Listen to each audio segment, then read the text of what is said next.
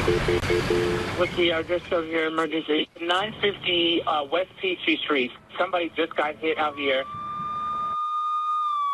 There's a guy who just got hit by a car. He literally killed me. Oh, my God. I was dead, literally dead. Exhale up, inhale down. For Vinny Lorendi, How's your shoulder feeling? You think we can get your arms up above your head today? strength isn't defined Pull it straight back. by the weights you pull or how fast you move. It's putting in the time every Let it all out. single Deep breath, inhaling up. day. We got 25 seconds on the clock and time. Beautiful. Vinny might as well live at the gym Slow it down, Vinny. as he learns to move again. Good set. He has a plate in his left arm. He had surgery on his trachea. How long were you in bed for? He was in a coma 2 months in bed. for weeks. You don't remember anything about the accident? Nothing. The active 31-year-old was walking through Midtown back in March when Atlanta police say he was struck by Jason Hardman. According to a police report obtained by CBS 46 Investigates, witnesses saw Hardman run a red light. Surveillance video shows what happened next. He just T-boned me, and I hit his windshield, and then I went flying. Next thing I knew, I woke up 3 weeks later in the hospital. Hardman was booked for driving drunk. An investigation found he was arrested only months earlier on similar charges. The report alleging he'd taken 6 medications, including Valium, before getting behind the wheel and crashing. The officer wrote he seemed unaware and uncaring the accident had occurred. Sadly, what happened to Vinny is not all that uncommon. Attorney Stephen Dermer says what's worse, Hardman was uninsured at the time of the crash. He did not have any automobile insurance, and people like Vinny are left holding the bag. We tried getting Hardman to talk to us. He referred me to his lawyer. I've spent thousands and thousands and thousands of dollars of my own money. I'll be lucky if I see a quarter. CBS 46 Investigates has learned Hardman is active in his church. Staff members here say he sometimes teaches Sunday school. Online, he posts his coursework as he studies theology at Emory University. He even asked if anyone could help him land an internship at a Methodist church, writing, he's putting 2017 in God's hands. He's a hypocrite. I mean, literally, he just is a hypocrite. Vinny's message, start practicing what you preach. Recovery is so expensive, even with insurance. And being the victim, I'm the one that has to pay. As he waits for a trial date, Atlanta's becoming a very walking city. Vinny is changing the direction of his life. So we need to find a way to make these streets safer. Speaking out now on the dangers that can emerge from behind the wheel. I used to say I want my old life back, but right now I'm realizing I want to be the best version of myself.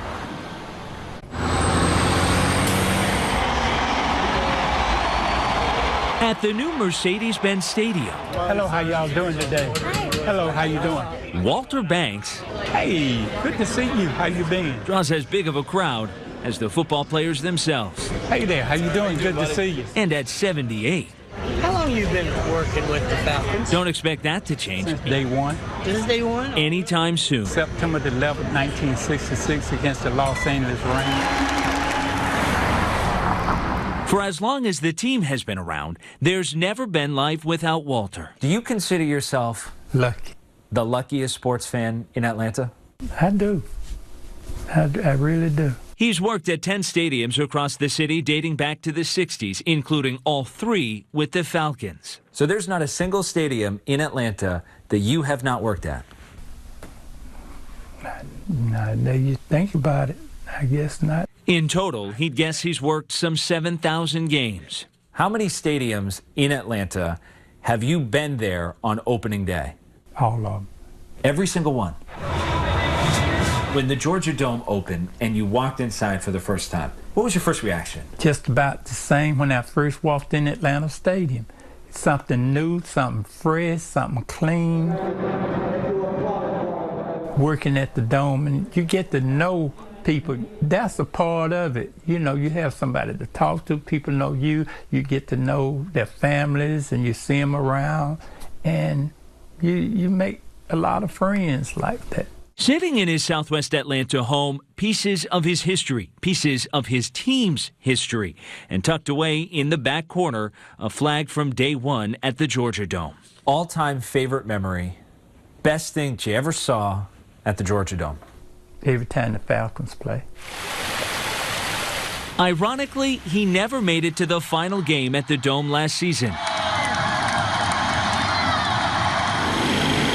The stadium today, nothing but torn apart concrete. Didn't last very long, a little more than 2 decades dotting the city skyline. If you had a crystal ball and you could look into the future, is there another stadium groundbreaking day one that you're going to be at here in Atlanta? I would like to be.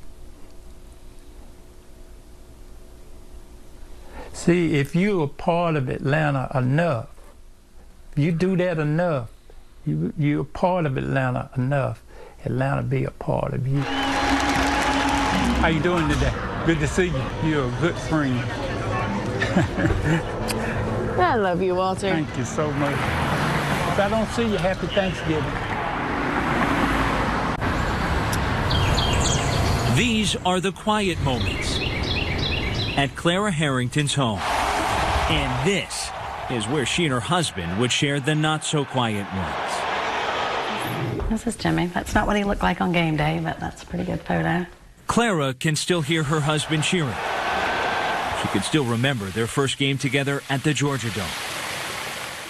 It was August 23rd, 1992, and I remember that because it was my husband's birthday. Season ticket holders from day one. Section 214. She's not yet ready for the stadium to go. I mean, it was built the same year this house was. She has a lot of memories there. It was still good. A lot. But, you know, the memories are here. They're not in a building. This one's really cool. This is all the signatures of the 1966 Falcons. The family's never known Sundays without football. They're only now getting used to Sundays without Jimmy. He died in December 2014 from a rare cancer. They said he had 2 to 4 years, and he lived almost 10, so we felt pretty fortunate. It kind of worked out, and chemo and radiation and surgery all were kind of done off-season. Just worked out that way. So he would still go to games. He went to as many games as he could. Until one day, he just couldn't anymore. The Dome is such a special place. I've got a lot of memories there. Yeah, I love the Dome. That's like the place I love to watch football the most. It's going to be pretty sad seeing it go, for sure. These are Jimmy's 2 sons. John graduated high school last year. His ceremony happened to be at the Dome. He thought Dad would want to be with him on the field, so he was. I put a little envelope in my sock. Then when I was sitting out and they were just calling names, I just dumped it a little bit. That was it. It was nice. The team only weeks later started winning like never before. There was a couple plays on the 20-yard line where I kind of was like, well, that might have been him. The Falcons' final season under the Dome. I'm a believer. I really am. A few games in, a family member grabbed a marker, and behind the seats they've shared for decades, a friend wrote 2 simple words on the concrete wall. Hey, Jimmy. It started with he wrote "Hey Jimmy" on the wall, and then as more people go throughout the weeks into the playoffs that season, just more and more people would all sign their names, so it kind of became a big collaboration. So fitting. Nothing fancy, just kind of cool and just kind of happened. I think that was just kind of the way he lived his life. Soon, the number of messages grew. Love you, Dad. Miss you. Just made me feel like he was really loved and everybody really missed him. And Atlanta finished its final game here with a trip to the Super Bowl. And when we beat Green Bay to go to the Super Bowl, we were just like, that's not a coincidence. She thought it would be the last time she'd ever see the wall. But what Clara didn't know, we went looking for Jimmy's wall amid the debris. We not only found it, we asked construction crews to cut it out, and they did. This ended up being the final play ever at the Georgia Dome. We found the piece. No kidding. And we're going to present it to you. Oh my gosh. A moment for this family better than any championship. It's just so special. And it means so much that so many people wanted to be involved in it. Clara always had a lot of memories here. And then we made the playoffs, and then everybody wanted in. A lot. This is the guy that started it all right here. That one day. Wow. Wow. That is so amazing.